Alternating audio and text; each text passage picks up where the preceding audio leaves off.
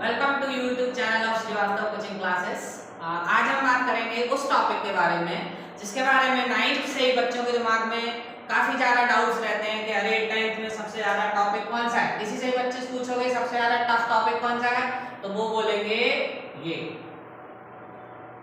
Trigonometry.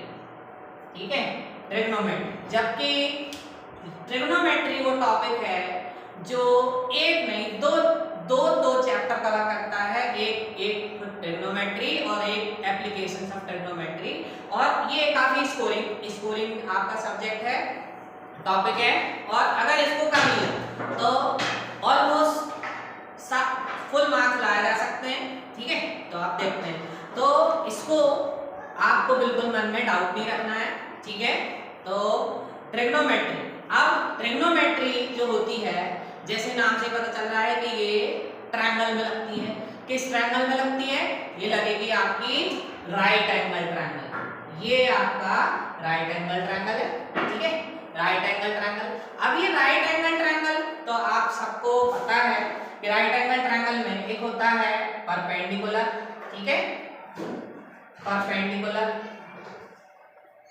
मतलब जो triangle की हाइट होती है वो परपेंडिकुलर कहलाती है। अच्छा, जिस लाइन के ऊपर परपेंडिकुलर लाई करता है वो क्या कहलाता है? बेस। ठीक, और जो राइट एंगल के सामने वाली जो साइड होती है वो क्या कहलाती है? हाँ, वो कहलाती है क्या कहलाती है? हाइपोटेन्यूज। ठीक है, और ओके। अब जो इसमें लॉन्गेस्ट साइड कौन सी होती है? लॉन्गेस्ट साइड होती है हाइपोटेनियस, यानी राइट एंगल के सामने वाली साइड हमेशा हाइपोटेनियस होती है और ये लॉन्गेस्ट होती है। बाकी ये दोनों शॉर्ट मतलब इससे छोटी होती है। अब इसमें क्या है? अब इसमें हमें जो ट्रिग्नोमेट्रिक रेशियोज पढ़ने पड़ेंगे। तो ट्रिग्नोमेट्रिक रेशियोज कौन से होते हैं? साइन। अब ये आप सबसे पहले तो ये सिंबल देखो, ये क्या है? इसको बोलते हैं थीटा। क्या है ये? थीटा। थीटा कैसा बनता है? आप ओ बनाओ और बीच में से उसको थोड़ा सा काटो। This is called theta. It is just a notation of angle. अगर ये एंगल है तो इसको थीटा बोल देंगे, या फिर अगर इस वाले एंगल की बात करेंगे तो इसके लिए थीटा बोल देंगे। ओके, तो हमारे पास 6 ट्रिग्नोमेट्रिक रेशियोज होते हैं। साइन थीटा, कॉस थीटा, फिर उसके बाद टेन थीटा, टेन थीटा, फिर उसके बाद टेन का उल्टा होता है कॉट थीटा, फिर सेक थीटा और उसके बाद कोसेक थीटा। ठीक है, ये होते हैं। तो इसके बारे में हम अभी देखेंगे। तो आप सबसे पहले इनके लिए इसमें एक रूल होता है जिसको बोलते हैं P B P upon H H B.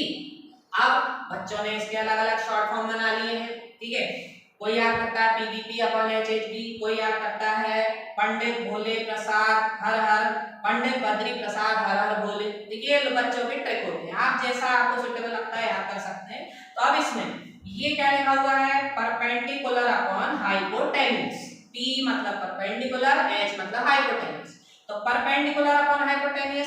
अब ये जो परपेंडिकुलर है ये मतलब ये, हाइपोटेन्यूज मतलब ये। ठीक, अब ये क्या होता है? Sine theta. मतलब अगर अपन साइन थीटा की बात करेंगे तो साइन थीटा इक्वल टू क्या होगा? साइन थीटा इक्वल टू होगा परपेंडिकुलर अपॉन हाइपोटेन्यूज। मतलब साइन थीटा की वैल्यू होगी परपेंडिकुलर अपॉन हाइपोटेन्यूज। अब वो आपके ट्रायंगल पे डिपेंड करेगा। ठीक है, इसी तरीके से सेकंड वाला क्या होता है? सेकंड वाला होता है कॉस थीटा। तो जब हम कॉस थीटा की बात करेंगे यानी कि कॉस के साथ जो भी एंगल लेंगे तो उसकी वैल्यू होगी क्या? Base upon hypotenuse. Base upon hypotenuse. ठीक है, इसी तरीके से ये थर्ड वाला क्या होता है? Tan theta. ओके, क्या? Tan theta. तो टेन थीटा की वैल्यू होगी क्या होगी? Perpendicular upon base.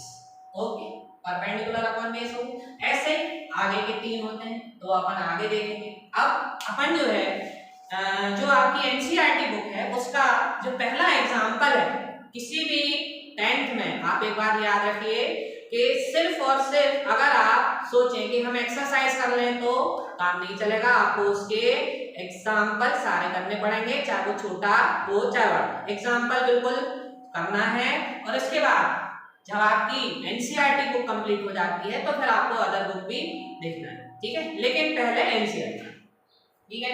तो अब हम सबसे पहले देखते हैं एग्जांपल 1। अब एग्जांपल 1 में क्या दिया हुआ है जरा ध्यान से देखेंगे। ये एग्जांपल 1 है 8 चैप्टर का। तो एग्जांपल 1 में दिया हुआ है गिवन 10a इक्वल टू 4/3। क्या दिया हुआ है? Given question is given 10a equal to 4/3, ठीक है। And find other trigonometric ratios, find all other trigonometric ratios, find all other trigonometric ratios। तो अब हम क्या करेंगे, देखिए हम सबसे पहले बनाएंगे एक right angle triangle. Suppose this is our right angle triangle in which this is हमारा जो है ये D है और यहाँ पे A है और यहाँ पे C है। अब यहाँ पे थीटा की जगह क्या दिया हुआ है? A, तो हमारा ये एंगल हमारा A है। अब हमेशा याद रखिए कि जो हमारा जो एंगल होता है उसके सामने वाली लाइन क्या होती है? वो होती है परपेंडिकुलर। क्या? परपेंडिकुलर। ओके, और जिस लाइन पे एंगल बना होता है वो होता है बेस और ये राइट एंगल के सामने वाला हाइपोटेन्यूज। अब यहाँ पे what is given 10a equal to 4/3। तो हम क्या मानेंगे? लेट अब ये हमने अभी पढ़ा, क्या पढ़ा? P B P upon H H B, ठीक है। अब मैंने क्या बताया था कि ये लास्ट वाला साइन cos tan, तो ये परपेंडिकुलर अपॉन बेस हुआ, मतलब ये वैल्यू पाई की गिवन है परपेंडिकुलर अपॉन बेस की, ठीक है। ये परपेंडिकुलर अपॉन बेस की वैल्यू दी है। तो लेट जो हमारा परपेंडिकुलर है वो हमने मान लिया 4k। अब यहाँ पे k क्या है? के सपोज कोई कांस्टेंट, ठीक है, एंड जो हमारा बेस है वो क्या हो जाएगा? 3k। अब आपको पाइथागोरस थ्योरम तो पता ही होगा। पाइथागोरस थ्योरम क्या होती है? जो इसमें राइट एंगल ट्रायंगल में अप्लाई होती है, वो क्या होती है? Pythagoras theorem is h² equal to p² plus b²। This is our Pythagoras theorem. तो now apply Pythagoras theorem. Applying Pythagoras theorem. अब पाइथागोरस थ्योरम हमारी h² equal to p² plus b²। हमें परपेंडिकुलर पता है, बेस पता है, तो h² equal to p² मतलब 4k² का होल स्क्वायर और प्लस 3k का होल स्क्वायर।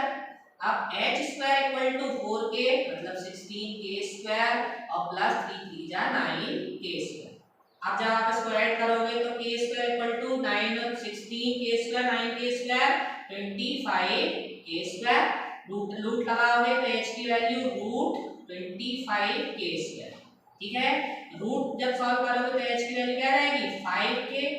h की वैल्यू आपकी आ गई 5k, यानी कि आपके पास परपेंडिकुलर की वैल्यू थी, परपेंडिकुलर की वैल्यू थी 4k, बेस की वैल्यू थी 3k, और by applying Pythagoras theorem you will get that this is 5k।